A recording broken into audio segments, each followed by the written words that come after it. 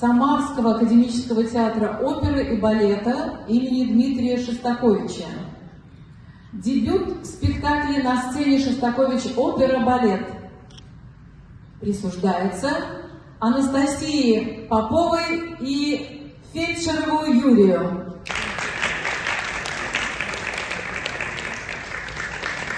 Тихонова Полина и Леничева Наталья.